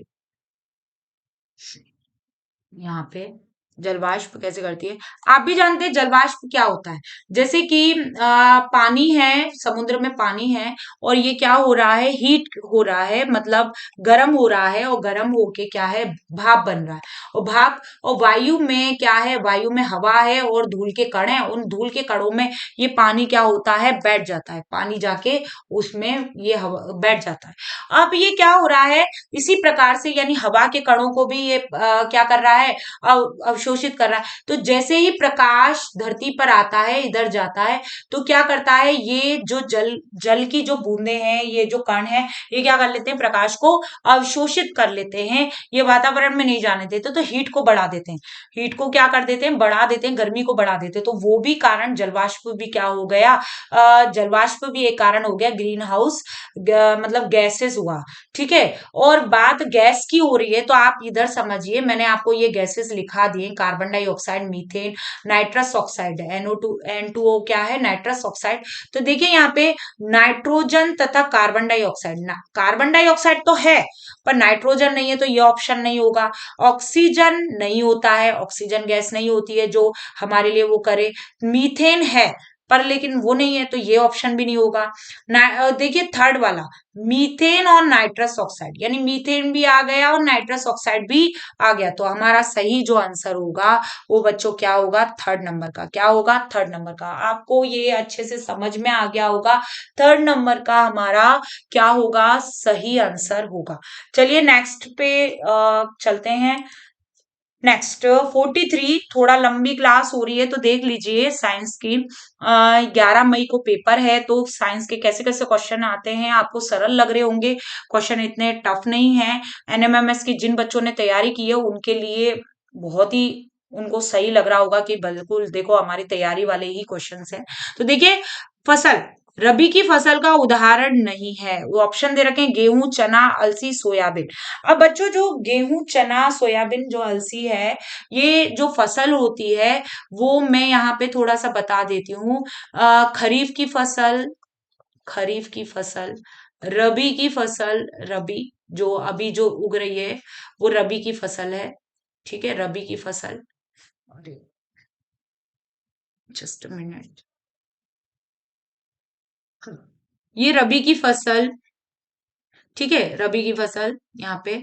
और एक जायद की फसल, जायद की फसल जो होती है वो फल, फल होते हैं ज्यादातर, सब्जी या तरबूज वाला मौसम। तो इनमें से क्वेश्चन ज्यादातर हमसे जो पूछा जाता है, क्योंकि वो तो अलग हो गया, वो तो पता है कि जून जुलाई में बरसात के मौसम में लगेंगे। जायद तो ये बरसात के मौसम में लगते हैं, तभी वो होता है, फल होते हैं ज्यादातर। तो उसमें तरबूज वरबूज आपको कब मिलता है, गर्मी के टाइम पे मिलता है। अब बात आती है खरीफ और रबी की, खरीफ और रबी की। रबी की जो फसल है वो बच्चों क्या होता है, सर्दी के मौसम में लगती है, यानी नवंबर दिसंबर में लगाई जाती है, उगाई जाती है, दिसंबर जनवरी भी उगाई जाती है, और मार्च में इसकी कटाई होती है, मार्च अप्रैल में कटाई होती है। यानी ये भी बोल सकते हैं हम जनवरी फरवरी में, यानी दिसंबर जनवरी भी बोल सकते हैं, यानी कि सर्दी के मौसम में उगाई जा रही है और मार्च, मार्च और अप्रैल में काटी जा रही है। तो हम इसको बोल सकते हैं ना शीत, शीत वाली, यानी शीत यानी ठंडियों में जो उगाई जाती है। खरीफ की फसल जो होती है वो आपकी बरसात के मौसम में, इसको बारिश वाली फसल भी बोलते हैं, बारिश वाली फसल बरसात के मौसम में। और आप भी जानते हो बारिश कब होगी, वो ये अगस्त के महीना, सितंबर के महीना। तो ये उसी के टाइम पर ये इसी तरीके से जुलाई अगस्त में उगाई जाती है, और सितंबर अक्टूबर में इसकी क्या हो जाती है, कटिंग हो जाती है। तो ये फसल जो है खरीफ की फसल, वो क्या है, मतलब बारिश वाली फसल है। ठीक है। अब यहाँ पे जो गेहूं है, चना है, अलसी है, ये सब रबी की फसलें हैं, रबी की फसल के उदाहरण हैं। गेहूं, चना, अलसी, ये सब क्या है, रबी की फसल के उदाहरण हैं। और इसमें मैं सरसों भी ले लेती हूँ कुछ उदाहरण, सरसों, जौ, ये भी क्या है, रबी की फसल का उदाहरण है। ठीक है। पर लेकिन खरीफ की जो फसल है, जो बारिश वाली फसल है, सोयाबीन, जो इसमें सोयाबीन दे रखी है, वो चावल, देखिए चावल के साथ क्या कहते हैं, सोयाबीन अच्छी लगती है, टेस्टी सोयाबीन की ना क्या है, सब्जी बना दो तो चावलों के साथ वो भी अच्छी लगती है। हाँ, जो यूपी में जो एमडीएम होता है, राजस्थान के भी कई स्कूलों में एमडीएम बनता है, सोयाबीन की बड़ी का बहुत महत्व है, क्योंकि प्रोटीन की प्रचुर मात्रा सोयाबीन में पाई जाती है, सोयाबीन की बड़ियों में। तो सोयाबीन जो है वो खरीफ की फसल है। क्या है? खरीफ की फसल। तो खरीफ की फसल में हम ले सकते हैं यहाँ पे चावल, मक्का, और भी उदाहरण है, चावल, मक्का, बाजरा, कपास। आप कपास का ध्यान रखेंगे, बाजरे का ध्यान रखेंगे। देखिए इसमें जौ का ध्यान रखेंगे रबी में। रबी में क्योंकि जौ पूछ लिया जाता है, गेहूं पूछ लिया जाता है, चना भी पूछ लिया गया, अलसी भी पूछा गया है। तो ये रबी की फसल हो गई। मक्का, कपास, चावल, चावल को धान कहते हैं, धान भी दे सकते हैं। तो धान, मक्का, कपास और बाजरा, ये क्या है? बाजरा भी आपकी खरीफ की फसल है, और आपको खरीफ की फसल का ध्यान रखना है। और ठीक है, आपके ये चीजें क्या है, जो मतलब ये जो प्रश्न है वो आपको समझ में आ गया होगा। नेक्स्ट 44 का है, सूची मिलान करना है, हमें सूची मिलान करना है। लैक्टोबैसिलस को किससे, राइजोबियम को किससे, खमीर, विषाणु और इनसे। तो मिलाना है, तो देखो लैक्टोबैसिलस दही में पाए जाने वाले, दही का जमाना। लैक्टोबैसिलस जो होते हैं वो लैक्टोज प्रोटीन को खाते हैं, दूध में पाई जाने वाली जो लैक्टोप्रोटीन होती है, लैक्टोज प्रोटीन जो होती है, उसका क्या करते हैं, भक्षण करते हैं बैसिलस, जो जीवाणु होते हैं। बैसिलस क्या हो गए? जीवाणु। ये जीवाणु जो होते हैं लैक्टोबैसिलस, ये जीवाणु, ये क्या करते हैं, लैक्टोप्रोटीन को खाते हैं दूध के, और दही जमता है, जिससे क्या होता है, दही जमता है। राइजोबियम जो लेगुमिनेसी पादप होते हैं, लेगुमिनेसी यानी कि दाल के जो पादप होते हैं, दाल, ठीक है, दाल के जो पादप होते हैं, लेगुमिनेसी कुल के जो पादप होते हैं, उनकी जड़ों में ये राइजोबियम क्या पाया जाता है, साइनोबैक्टीरिया, ये राइजोबियम पाया जाता है, राइजोबियम।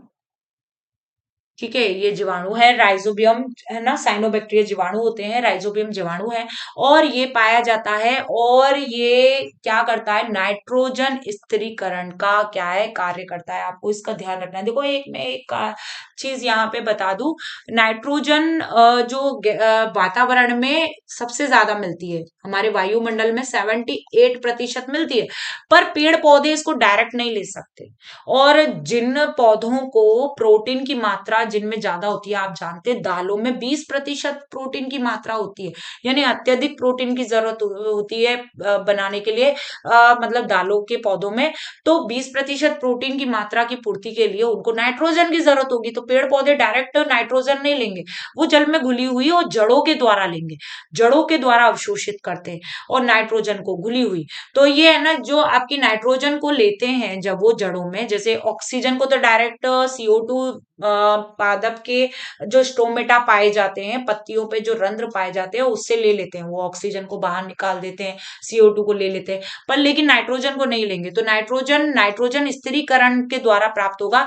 और लेगुमिनेसी पादप की जड़ों में जो राइजोबियम होता है, जो जीवाणु होता है, वो क्या करता है, वो मदद करता है, हेल्प करता है। किसकी हेल्प करता है? वो नाइट्रोजन स्थिरीकरण में हेल्प करता है, और पेड़ पौधों को इससे लाभ होता है, और पेड़ पौधे उसे बदले में क्या देते हैं, वही खाद्यान्न यानी भोजन देते हैं। तो आपको ये चीजें समझ में आ गई। ये जो क्रिया होती है ना, राइजोबियम जो लेगुमिनेसी पादप की जड़ों में पाए जाते हैं, इनको सहजीवन कहते हैं। सहजीविता यानी, सहजीविता का मतलब वही होता है साथ साथ जीवन बिताना, साथ साथ। ये परजीवी सहजीवी है, ये क्या है, एक दूसरे पे परजीवी नहीं है। परजीवी तो यही होता है कि एक प्राणी दूसरे प्राणी पर पूरा निर्भर है, अपने भोजन के लिए, अपने पोषण के लिए पूरी तरीके से पूर्णतः निर्भर है, तो वो परजीवी कहलाएगा। पर ये सहजीवी क्या है, निर्भर है अपने लिए, मतलब पेड़ पौधों पर निर्भर है ये राइजोबियम, और पेड़ पौधे राइजोबियम पे निर्भर हैं, एक दूसरे पर निर्भर हैं, और एक दूसरे को हानि नहीं पहुंचा रहे, एक दूसरे को क्या पहुंचा रहे, लाभ पहुंचा रहे। क्या पहुंचा रहे? लाभ। तो ये आपको समझ में आ गया होगा। खमीर, खमीर यानी ईस्ट। देखो मैं यहाँ पे थोड़ा आपको बता देती हूँ थोड़ा से। जो खमीर यानी खमीर उठता है वो ईस्ट से उठता है। तो खमीर यानी ईस्ट बनाने, ईस्ट जो है ये कवक है, ईस्ट एक कोशिकीय कवक है। ईस्ट क्या है? एक कोशिकीय कवक, ईस्ट। ठीक है, तो ईस्ट जो है ये खमीर कहलाता है और ये ब्रेड बनाने में, ब्रेड की पफिंग करने में, उसके आटे की पफिंग करने में काम आता है।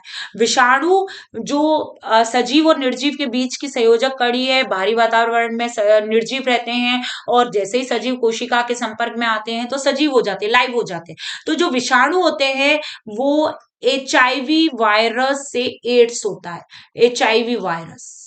ठीक है, तो ह्यूमन इम्यूनिटी जो वायरस है वो इम्यूनिटी को इफेक्ट करता है। तो इसीलिए HIV पॉजिटिव जो होते हैं, HIV वायरस जो होता है उससे एड्स रोग होता है। तो बच्चों ये चीज आपको समझ में आ गई होगी। तो हमने जो मिलान किया है, ए को मिलाया है थर्ड से, यानी ए को मिलाया थर्ड से और बी को मिलाया है फर्स्ट से और सी को मिलाया है फोर्थ से। तो देखिए ऑप्शन ये मिल रहा है सेकंड वाला हमारा। सेकंड में यहाँ पे कर देते हैं, सेकंड वाला जो ऑप्शन है वो कैसा है? सही है, बिल्कुल सही है सेकंड वाला ऑप्शन। थर्ड और फर्स्ट और फोर और सेकंड। ठीक है, तो आपको ये चीजें समझ में आ गई होगी। नेक्स्ट देखते हैं, मानव कोशिका के गुणसूत्रों में कितने युग्म पाए जाते हैं? पेयरिंग।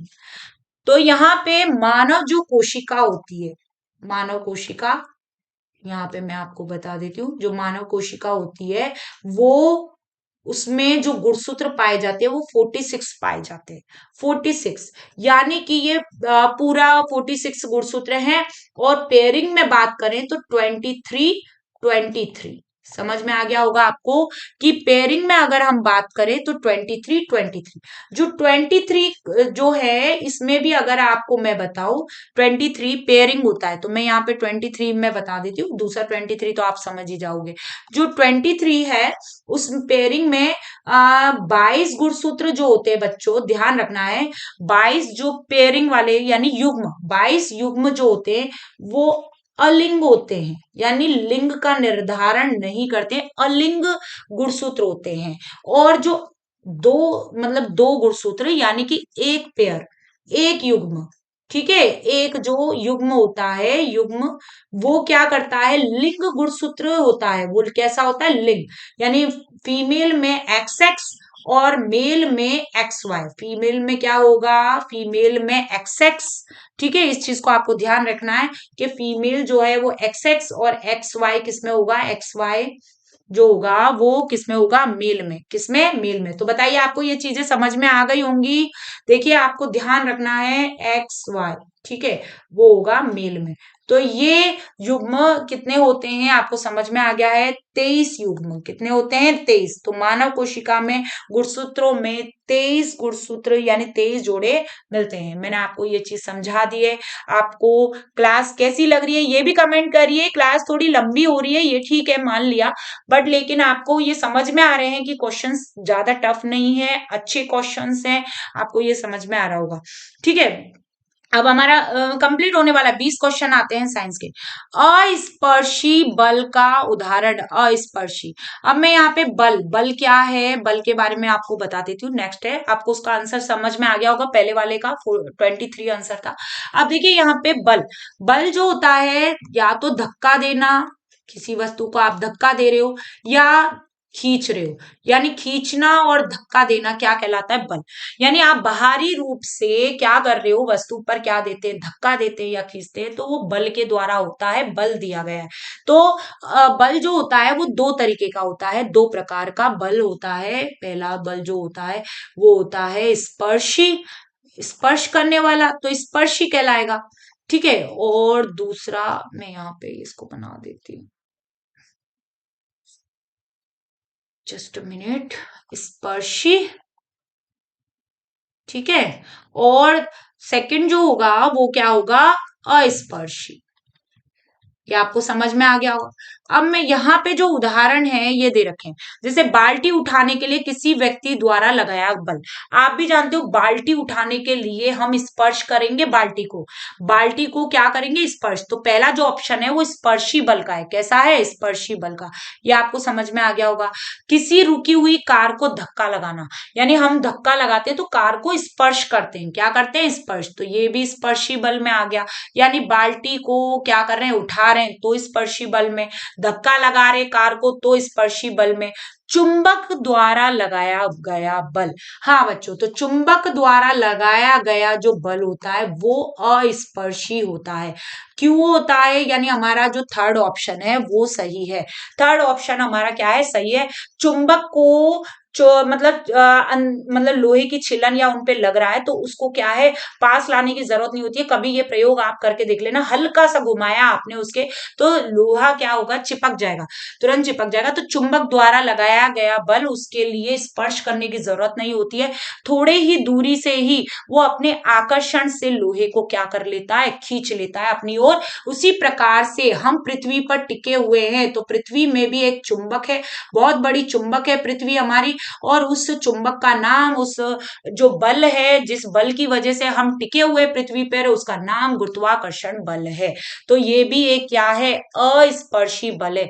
अस्पर्शी बल को क्या है, टच नहीं करना पड़ेगा, छूना नहीं पड़ेगा, तो ये क्या है, अस्पर्शी बल। तो ये बताइए, आपको ये चीज समझ में आ गई होगी कि क्या बल है। और देखिए, बल्ले द्वारा किसी क्रिकेट के गेंद को मारना, तो क्रिकेट का जो गेंद है और जो बल्ला है वो दोनों एक दूसरे से टच होते हैं, टच होने से यानी स्पर्श होते हैं, और स्पर्श से ही वो गेंद दूर तक जाती है ना। तो ये चीज किसमें भी आ गई, ये भी स्पर्शी बल में। तो आपको ये समझ में आ गया होगा, चुंबक वाला क्या है, सही। नेक्स्ट देखते हैं, किसी नौका या विमान का अग्रभाग शुंडाकार क्यों बनाया जाता है।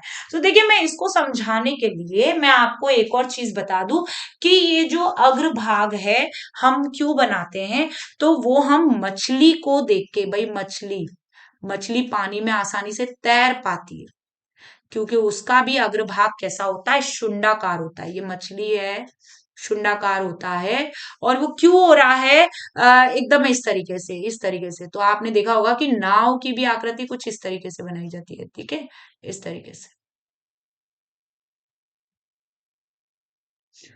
ये वाला आकार, ठीक है, ये वाला आकार। तो ये इस तरीके से बनाया जाता है, आप देखते होंगे।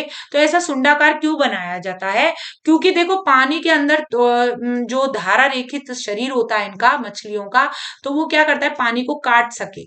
और काटेगा तो उसका मतलब यही है कि पहली बात तो बल लगता है, वो भी कैसा बल लगता है, घर्षण। ये ध्यान रखना है आपको, घर्षण लगता है। और घर्षण ज्यादा लगता है, भाई वो पानी में घिस रही हैं अपने आगे अग्र हिस्से से, ऐसे इसमें भी घर्षण लगता है। क्या लगता है, घर्षण। अब घर्षण ज्यादा लगता है, एकदम बढ़ता है, ज्यादा लगता है। तो शुंडाकार करने से, जब अग्रभाग को हम क्या कर दें, थोड़ा पैना कर दें, शुंडाकार कर दें, तो क्या होगा, घर्षण का मान क्या हो जाएगा, कम हो जाएगा। क्या हो जाएगा, कम।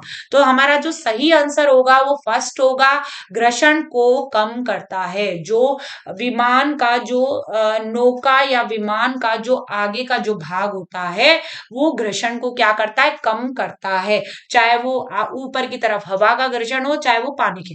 आपको ये चीजें समझ में आ गई होंगी अच्छे से, कमेंट करके जरूर बताएं कि हमारा जो आंसर है वो क्या है।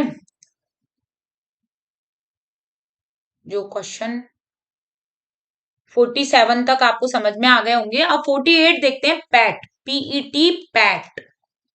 ये प्लास्टिक से रिलेटेड है। ये किससे रिलेटेड है, प्लास्टिक से। अभी रुकिए, प्लास्टिक से रिलेटेड है। और ये पैट जो है वो क्या होता है, इसकी फुल फॉर्म होती है, हमें इसकी फुल फॉर्म ही पूछी गई है कि पैट का विस्तृत रूप क्या है। तो इसका विस्तृत रूप होता है पॉलीथाइलिन टेरिफ्थलेट। क्या होती है, टेरिफ्थलेट, ये इसका सही नाम है, फुल नेम। पॉलीथाइलिन में बच्चों यानी इक्का दुक्का जरूर आपकी किताब से ही रिलेटेड आएगा, कोई बाहर नहीं आएगा। तो टेरिफ्थलेट ये उसमें दे रखा है किताब में, तो उससे ही आया है, पॉलीथाइलिन टेरिफ्थलेट, ये पैट का फुल फॉर्म है। और ये प्लास्टिक है, पॉलीथाइलिन जो पैट प्लास्टिक है, और उससे ये बने हैं। और इससे हम प्लास्टिक की बोतलें बनाते हैं, फिल्म की रील्स जो होती है वो बनाते हैं, अन्य उपयोग बनाते हैं। ये कैसा प्लास्टिक है? ये लचीला प्लास्टिक है, लचीला है। लचीला होने की वजह से क्या होता है, और ये रासायनिक प्रतिरोध, इसमें क्या होता है, प्रतिरोध के लिए जाना जाता है, रासायनिक प्रतिरोध के लिए। आप इतना समझ गए होंगे कि लचीला होता है ये। और ये इससे हम क्या है, बोतले वोटले ये सब बनाते हैं। चलिए नेक्स्ट पे चलते हैं। देखिए अब हमारे दो रह गए हैं, क्योंकि बाद में उसके बाद तो क्या आ गया है आप खुद देख लीजिए। ये 55 जो क्वेश्चन है ये मैंने लिख रखा है, क्योंकि 2023 का पेपर है सामाजिक अध्ययन का, हम नेक्स्ट क्लास में लेंगे क्योंकि क्लास ऑलरेडी बहुत लंबी हो गई है।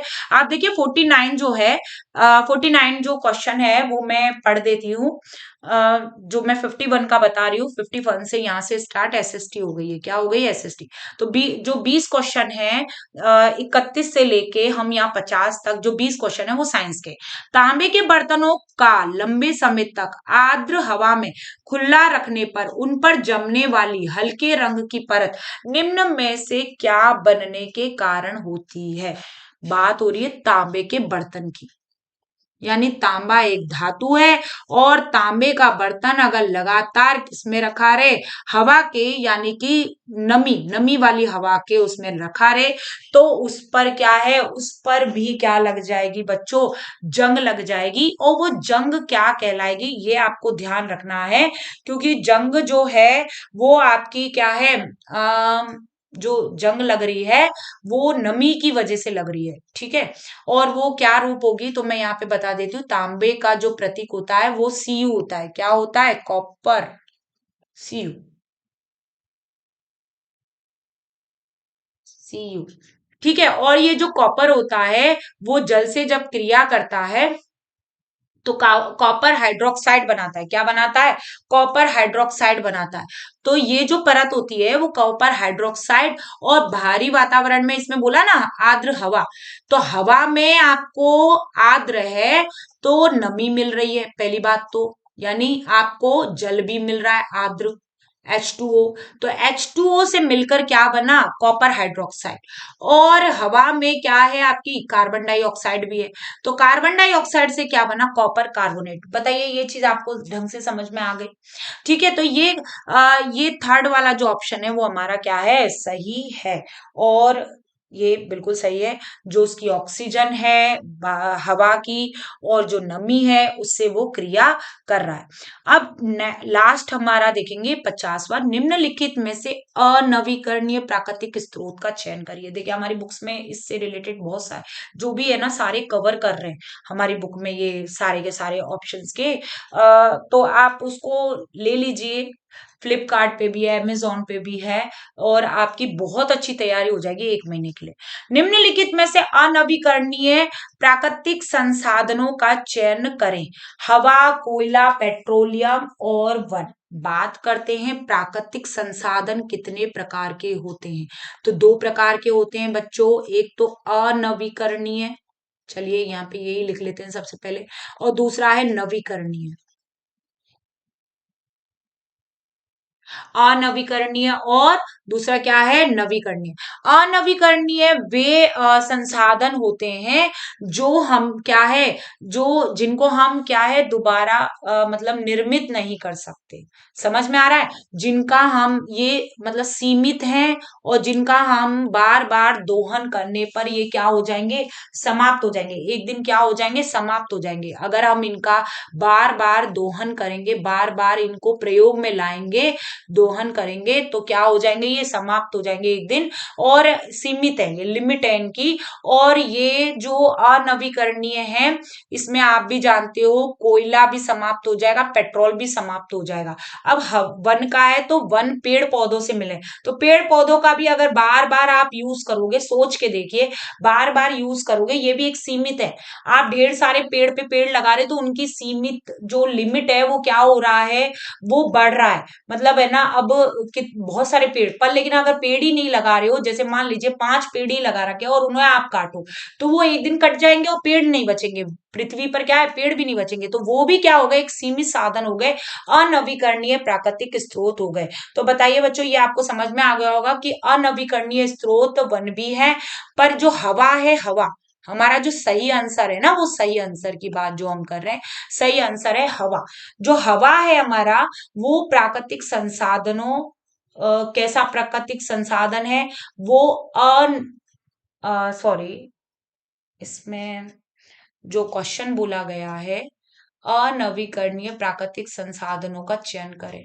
तो बेटा इसमें जो है ऑप्शन दे रखे हैं, दे दिए मैंने, अभी देखिए ऑप्शन नहीं देखा मैंने, केवल ए तथा बी, सी तथा डी, और बी तथा डी, और ए बी तथा डी। तो आप समझ गए होंगे B C D, B C D कहाँ है, दो में, तो इसका सही आंसर क्या होगा, दो। दो सही आंसर है। वो आपको मैंने अभी बता दिया, हवा जो है वो क्या है, उस सीमित नहीं है, उसकी हमें लिमिट नहीं पता कि हवा कब तक चलेगी, क्या है क्या नहीं है, तो उसकी लिमिट नहीं है। हम पवन चक्की से जो बिजली प्राप्त करते हैं, पवन वेग से, वो हम कई विधि मतलब उससे प्राप्त कर सकते हैं, मतलब उन, वो एक लिमिट नहीं है हवा की कि वो समाप्त हो जाएगी, वो ऐसा प्राकृतिक संसाधन नहीं है कि वो एक दिन समाप्त हो जाए। पर कोयला, पेट्रोलियम और वन, ये एक दिन क्या हो सकते हैं, समाप्त हो सकते हैं, पृथ्वी पर नहीं बचेंगे। ठीक है, अगर हमें कोयला, पेट्रोलियम और वन का निर्माण करना है, वन के लिए तो पेड़ पौधे लगाने बहुत सारे, या इनको प्राप्त करना है कोयला और पेट्रोलियम को, तो हमें कई करोड़ों वर्ष बाद खुदाई करनी पड़ेगी। जीव जंतुओं के जो दब जाते हैं पृथ्वी पर, कई करोड़ों वर्ष पूर्व जीव जंतु क्या है, पृथ्वी में दब गए थे, भूकंप और जो भूकंप, भूचाल जो भी आया था, तो उससे क्या हुआ, पृथ्वी में दब गए वो। जुरैसिक पार्क जो है, जुरैसिक जो काल है, जुरैसिक काल जो डायनासोर के लिए था,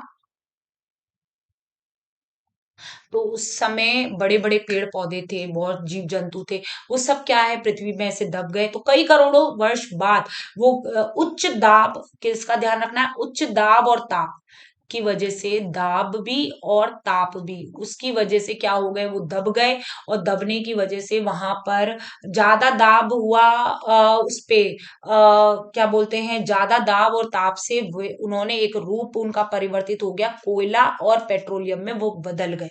तो आपको ये चीज समझ में आ गई होगी यहाँ पे कि ये 50 तक मैंने, यानी 20 जो क्वेश्चंस हैं वो मैंने आपको साइंस के करा दिए। तो बताइए आपको कैसे लगे, देखिए ये यहाँ पे 20 क्वेश्चंस जो साइंस के हैं, ये आपको कैसे लगे, और आप मुझे जरूर बताइए समझ में आए कि नहीं आए, और आज की क्लास कैसी लगी, क्लास अच्छी लगी है तो मैं और भी क्या है आपको अच्छे से बताऊंगी, मतलब हमारी क्लासेस में पेपर्स क्वेश्चंस और भी मैं लूंगी। ठीक है, तो आज की क्लास यहीं समाप्त करते हैं। आज साइंस की क्लास में ही 20 क्वेश्चंस में ही काफी लंबी क्लास हो गई। ओके बच्चों, थैंक यू।